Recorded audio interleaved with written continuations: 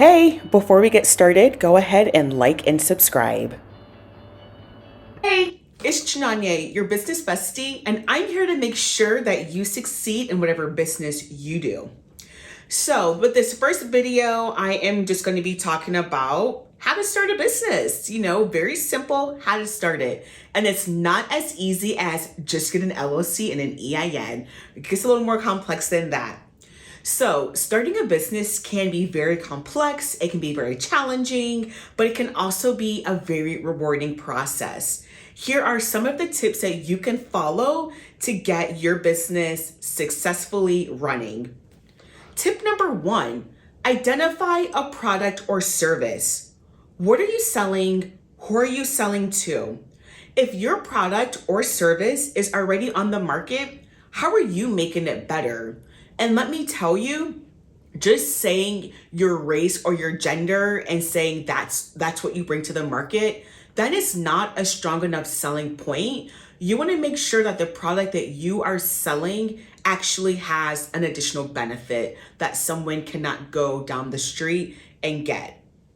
Also, your selling point can also be maybe you do something faster, you do something cheaper, or you do something with higher quality. So those are different things that you want to look into because that's going to determine your why.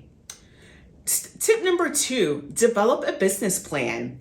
Now, a business plan does not need to be 20 pages, but it does need to have a clear outline as to how you're going to run and grow your business. So, top definition of a business plan is a written document that outlines your business goals, your target market, your marketing strategy, your financial strategy, and other key details. Those other key details include what is your team? How are you going to be generating revenue? So, are you going to be selling online only? Are you going to have a third-party selling platform such as an Amazon, Etsy, or an AliExpress? Are you going to have a brick and mortar, or are you going to be strictly delivery? So you want to make sure you're very clear in your business plan as to how you're going to operate your business. Number three, choose a business structure.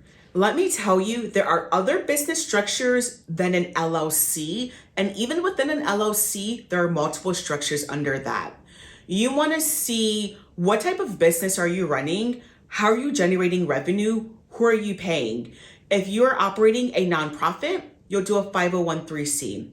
If you are operating a tax services and it's just you working, you'll do an LLC, sole proprietorship. If you're operating a tax service and you have a partner, you'll do an LLC partnership. If you plan on raising venture capital, you want to do an S Corp and register it in maybe a state like Delaware. Or if you're even a large corporation, you want to do a C Corp.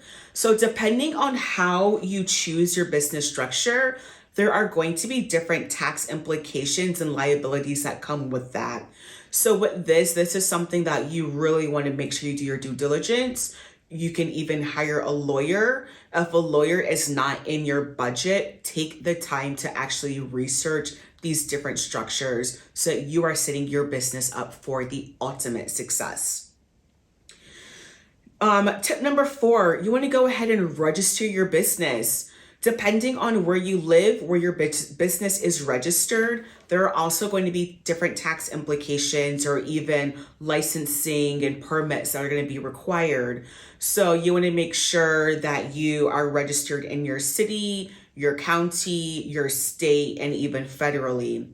There are some businesses that you can't even operate on a federal basis, such as a cannabis business. You can't ship marijuana across state lines or you're in violation of federal law. So business structure and how you set it up and the permits that you get are going to be different.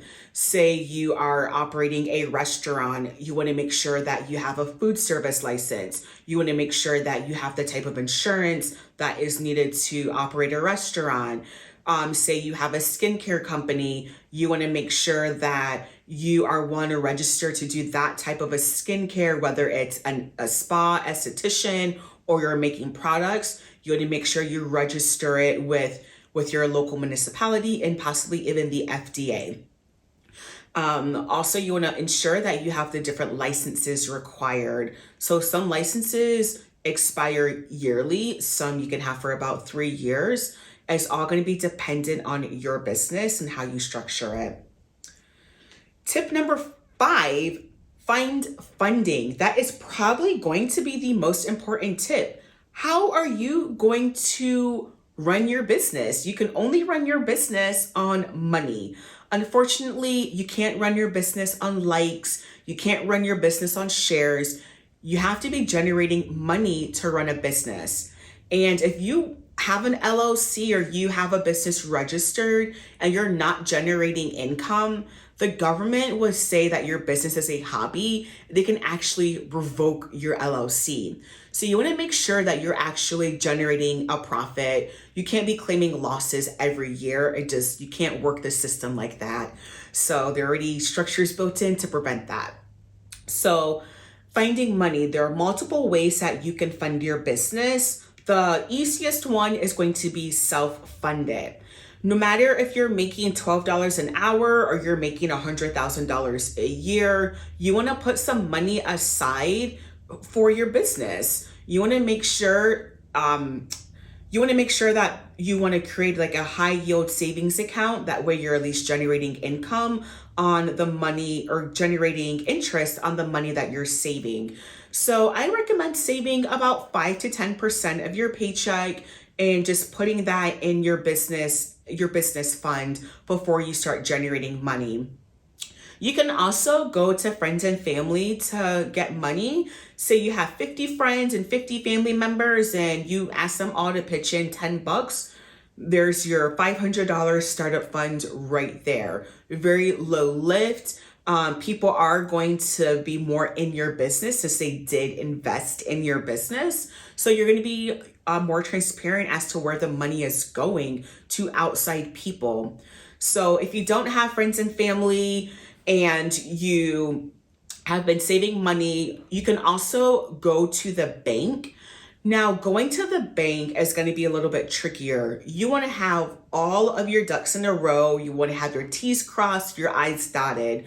The bank is going to be looking at your business plan. They are also going to be looking at what is your plan to pay them back.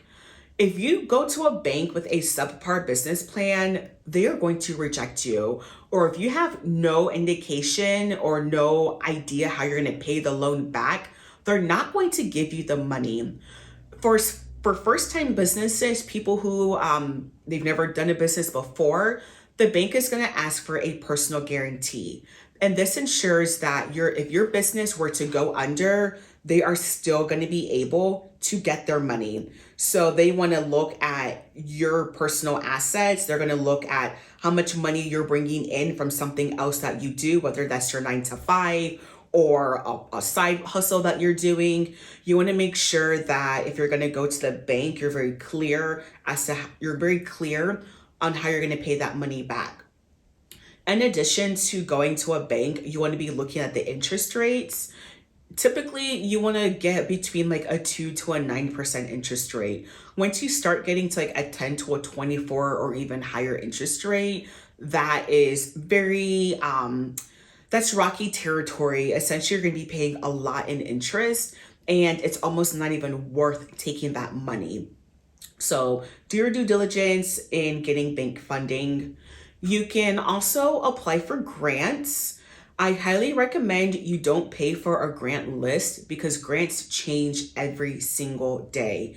The requirements for a grant might change, how much they're giving will change, or even the availability of that grant. So go to a place like grants.gov to find grant funding in your area. You can even use a web browser and do a search, grants in my area. You can get very specific. Say, I want to look for a grant that is tailored for people in the beauty industry who are Black and who identify as women.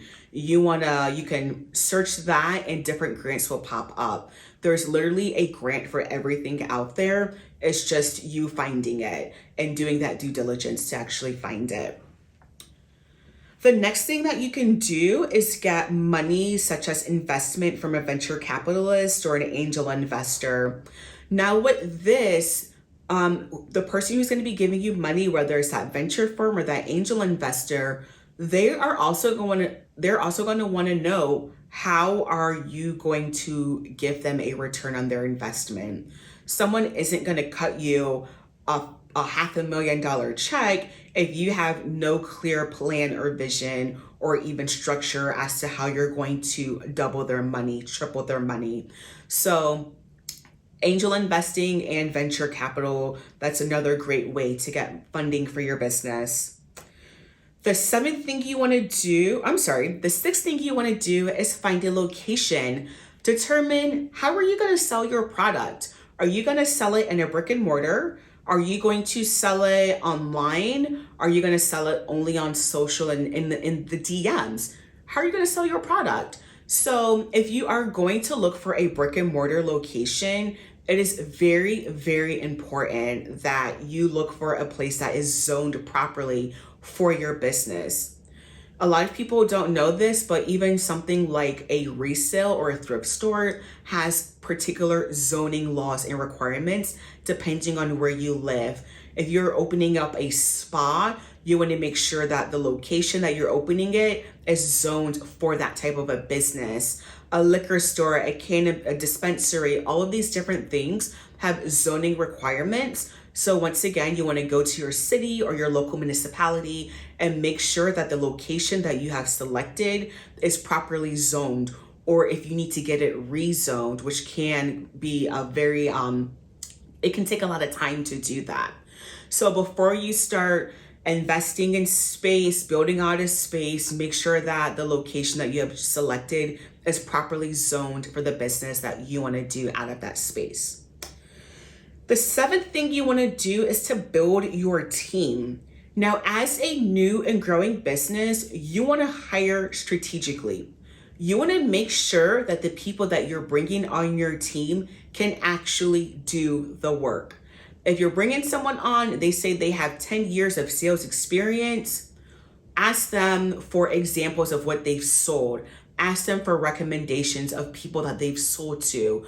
Look at their resume, scrutinize them. Say, I have this jar, sell it to me. Make sure you have them sell it to you. If you have someone who says that they are a marketing guru, ask for their portfolio. As a startup business, this is not the time for you to be teaching people how to do a job. If you need to teach someone how to do that job, then I suggest you do that job yourself before you start burning money and hiring outside people to do it. So be very strategic about the people that you hire and the people that you bring in, because those people can make or break you. I have an example for both of those situations, and possibly in a future video I can share them, but be very particular on the people that you bring in. If someone just wants to come in and learn how to perfect their skills, consider them for an internship. You know, right now as a small business, you're just getting started. This is not the time for people to be learning on your dime. And the eighth and most important thing is to just launch the business. Now that you have your business plan in place, you have your funding in place, you have your team, you have your location, go ahead, launch your business. Make sure when you're launching it, you are marketing to your area. If you have a brick and mortar, do a grand opening event. If you are launching online, collaborate with other brands to make sure that when you go live, you're getting sales from day one. That is it for my tips on how to start a business today. If there are particular things that you want me to create a video on, please drop in the comments to let me know. Also, be sure to like and subscribe so I can keep producing more content for you. And with that, I'll talk to you later. Bye.